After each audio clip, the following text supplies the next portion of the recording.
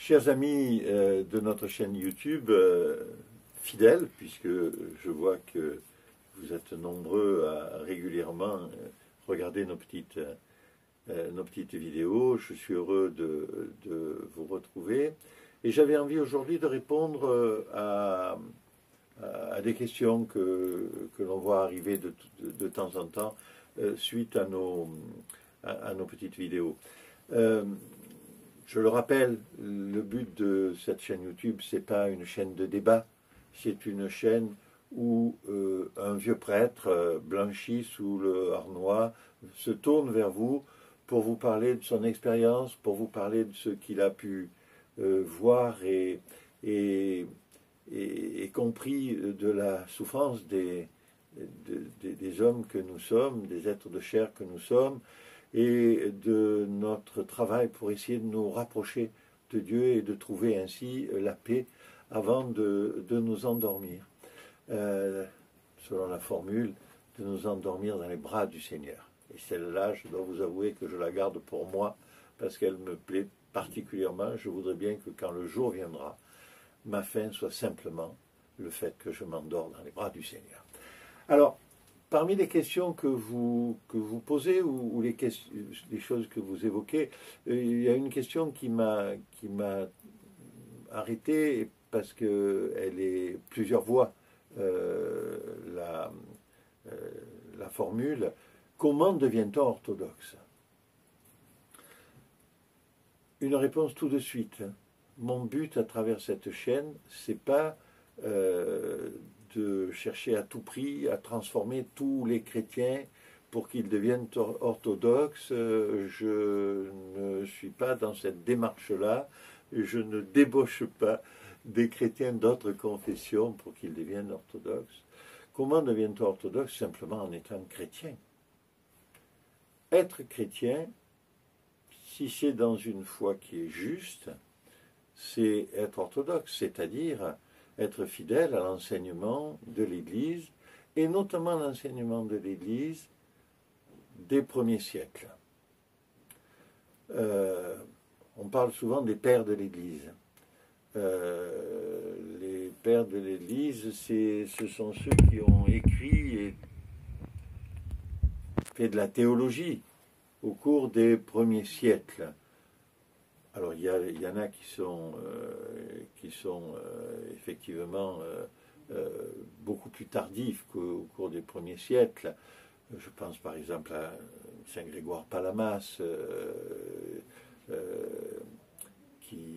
on est beaucoup plus tardivement, on est beaucoup plus tardif que les premiers siècles, mais globalement les pères de l'Église, c'est les 5-6 premiers siècles.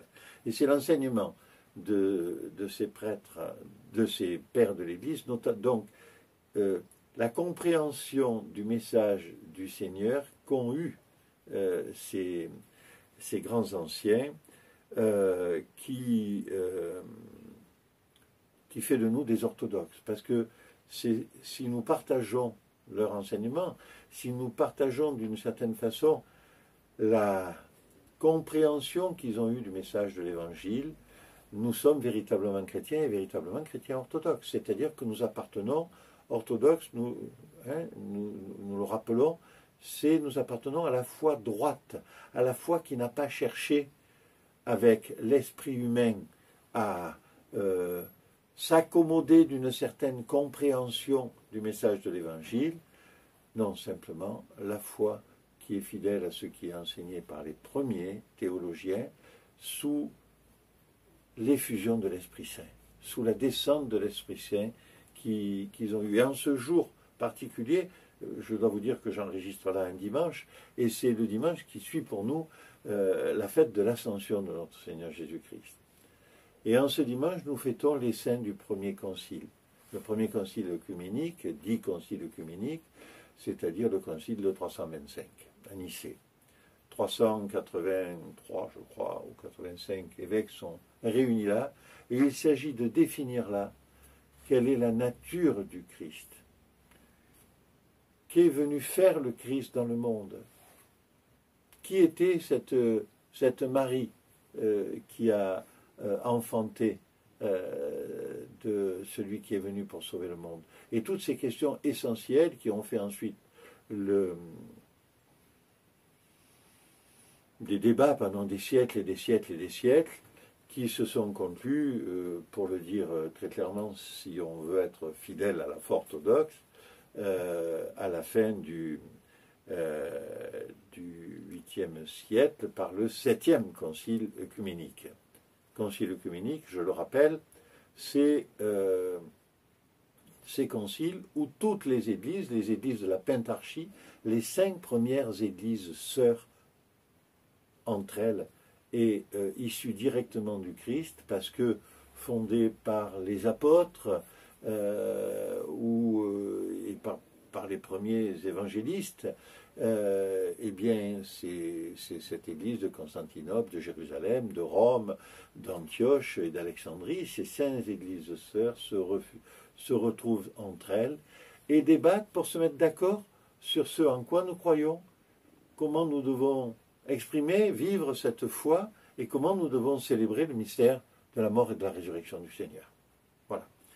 Alors, maintenant, d'un point de vue pratique, comment devient-on orthodoxe? Je serais tenté de vous dire, d'une façon, finalement, un peu par l'absurde, si on est chrétien catholique, que nous vivons notre foi, que nous arrivons véritablement à vivre selon le message de l'Évangile, si nous essayons de ne pas donner trop à notre foi, à ne pas chercher à donner trop à notre foi quelque chose qui cherche à la rapprocher de la vie du monde. La foi, elle n'est pas de ce monde, la vie de l'Église, elle n'est pas de ce monde. Eh bien, il ne faut surtout rien changer. Il faut surtout rien changer. Et sans doute, un jour, les clivages s'éteindront et on ne parlera plus de protestants, de réformés, d'évangéliques, de catholiques, d'orthodoxes. On sera simplement unis dans notre foi au Christ. Alors après, comme je vous l'ai dit d'ailleurs dans le message où j'essayais modestement de témoigner de ce qu'avait été ma propre trajectoire, eh bien à un moment donné, on est accroché, on est attrapé par le bon Dieu, par le lobe de l'oreille, par le talon d'Achille, je ne sais pas par quel bout, peut-être simplement par une main bienveillante posée sur notre épaule, et nous sommes amenés ailleurs que l'endroit où nous étions jusque-là, où nous avions éventuellement été heureux pendant longtemps, et nous sommes amenés vers la pratique dans la tradition de la foi orthodoxe. Et puis peut-être allons-nous un jour devenir orthodoxes, c'est-à-dire se dire, pour certains, eh bien oui, c'est là qu'est ma maison. C'est là où je me sens bien. C'est pas là où c'est juste et où les autres ont faux. Entendez bien ce que je dis. C'est pas là ce qui est juste et tous les autres ont faux. Non, c'est là où simplement le bon Dieu me parle un petit peu plus au fond du cœur et je me trouve un petit peu plus empli, plus plein d'une beauté intérieure parce que effectivement je m'y retrouve. Alors on s'y retrouve pour la solennité, on s'y retrouve pour la beauté du rituel, on s'y retrouve pour des tas de raisons, mais on s'y retrouve en sachant que c'est la place dans laquelle j'étais attendu, et je dirais, en ce qui me concerne, depuis ma naissance probablement. Alors après, d'un point de vue pratique, comment ça se passe? Eh bien, l'enseignement de la foi orthodoxe, il est tout bête. Il n'est pas dans les livres. Il est dans la participation à la divine liturgie, ce que les catholiques appellent la messe, mais c'est bien de ça qu'il s'agit. Le mystère de la mort et de la résurrection du Christ qui vient se donner à nous lors de la communion eucharistique, après la consécration des saints mystères, du pain et du vin, devenus sang et corps du Christ, et que nous allons recevoir. Et c'est cette participation en Église, en assemblée, qui va faire de nous, petit à petit, des orthodoxes. Après, bien sûr, on n'est pas obligé d'être bené. On pourra lire des livres. Il y a plein de livres qui sont écrits sur l'orthodoxie. Mais sachez que tous les livres qui ont été écrits avant le 6-7e siècle, ce sont des livres orthodoxes. Tout cela, vous pouvez les prendre plein pot, entre guillemets, pardon pour l'expression. Vous pouvez les recevoir. Et ensuite, il y a beaucoup de livres qui ont été écrits sur l'orthodoxie. Je ne fais pas de publicité, la plupart des auteurs, je ne les ai pas connus, mais il y a un petit livre qui s'appelle L'Orthodoxie, qui a été écrit par le père Nicolas Cabasilas, qui vit aux États-Unis et qui a longtemps été en poste en France, qui est une magnifique forme de que sais-je, un peu moins rébarbatif que certains que sais-je, pour tout dire. Et puis il y a plein d'autres livres. Les grands auteurs modernes peuvent nous parler davantage, qu'il s'agisse des Antoine Bloom, des Lev Gillet, de tous les auteurs plus ou moins récents du XXe siècle. Il y a eu beaucoup de richesses, et notamment en langue française. Et puis, bien sûr, vous pouvez aller lire chez les grands anciens des livres passionnants. Je pense à Nicolas Cabasilas, par exemple, et plein d'autres. Généralement, le chemin de l'orthodoxie, c'est un chemin qui est simplement celui qui nous dit à un moment donné, c'est là où j'ai trouvé ma maison et c'est là où je vais.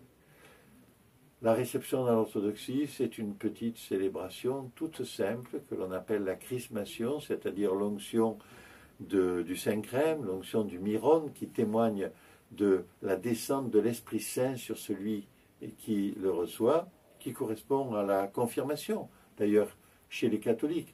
Là, c'est le sacrement de l'initiation à la vie chrétienne pour sa totalité. Chez un enfant qui est baptisé orthodoxe, il est à la fois ouïm par l'huile sainte, il est baptisé dans l'eau, il reçoit le sceau du Saint-Esprit et il reçoit l'Eucharistie.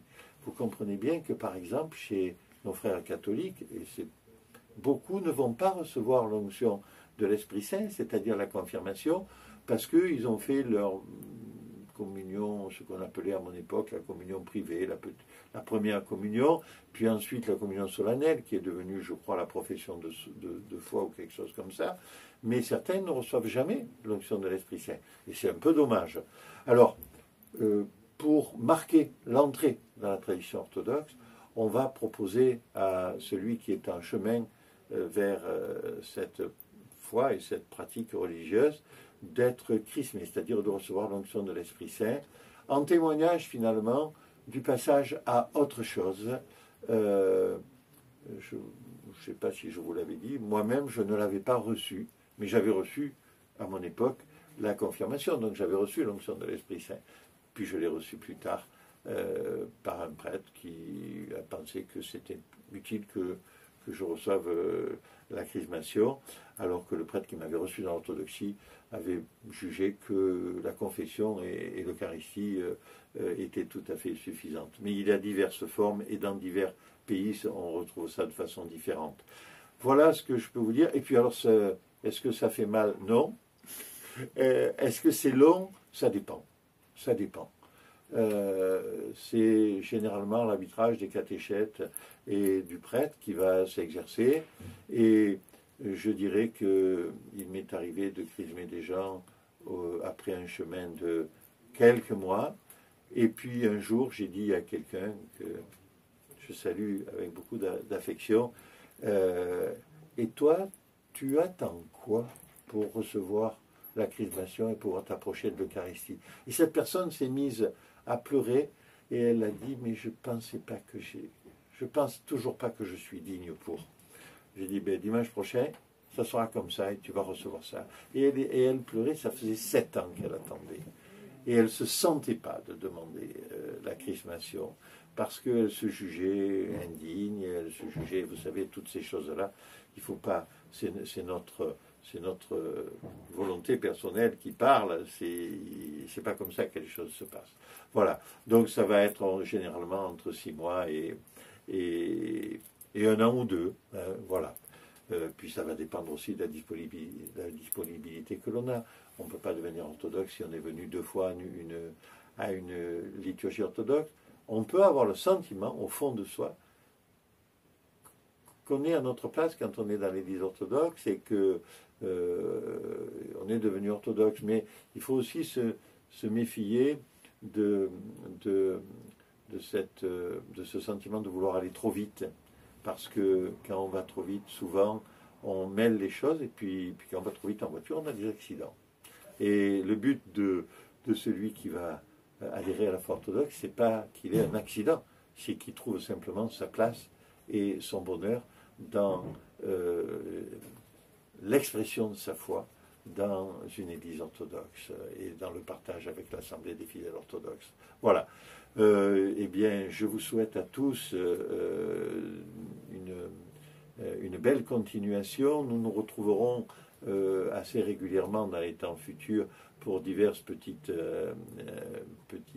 causeries comme cela, et dans l'attente que le Seigneur nous bénisse tous. Et puis si ce petit échange vous a plu, n'hésitez pas à lever le pouce. Pas pour faire du stop, pour dire que vous avez aimé simplement. Au revoir.